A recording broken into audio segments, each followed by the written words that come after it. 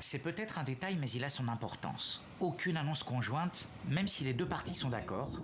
Israël et la Turquie ont annoncé tour à tour la reprise de leurs relations diplomatiques.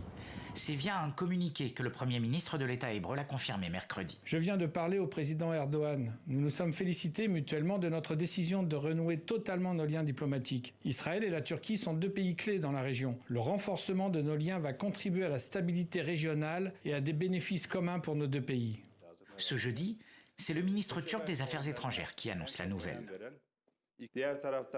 Nous, en tant que Turquie, avons décidé de nommer un ambassadeur en Israël à Tel Aviv.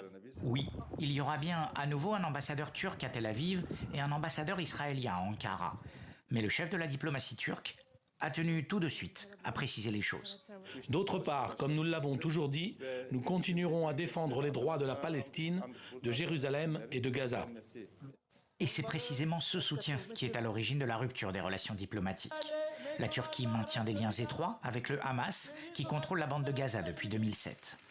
Les deux États avaient rappelé leurs ambassadeurs respectifs en 2018 après la mort de manifestants palestiniens dans la bande de Gaza. Le président Erdogan, fervent défenseur de la cause palestinienne, avait alors critiqué la politique israélienne en la matière. Ceux qui ont subi toutes sortes de tortures dans les camps de concentration durant la Seconde Guerre mondiale attaquent les Palestiniens en usant de méthodes similaires à celles des nazis. Il n'y a pas de différence entre les atrocités subies par le peuple juif en Europe il y a 75 ans et la brutalité dont souffrent nos frères à Gaza. Gaza, déjà à l'origine de la brouille entre Ankara et Tel Aviv en 2010. C'est l'affaire du Mavi Marmara, du nom de ce navire turc chargé d'aide humanitaire pour Gaza et que l'armée israélienne avait coulé.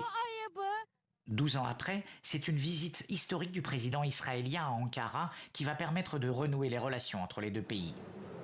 Une décision stratégique pour la Turquie qui a vu beaucoup de ses alliés dans la région nouer des relations diplomatiques avec l'État hébreu. En Algérie, le bilan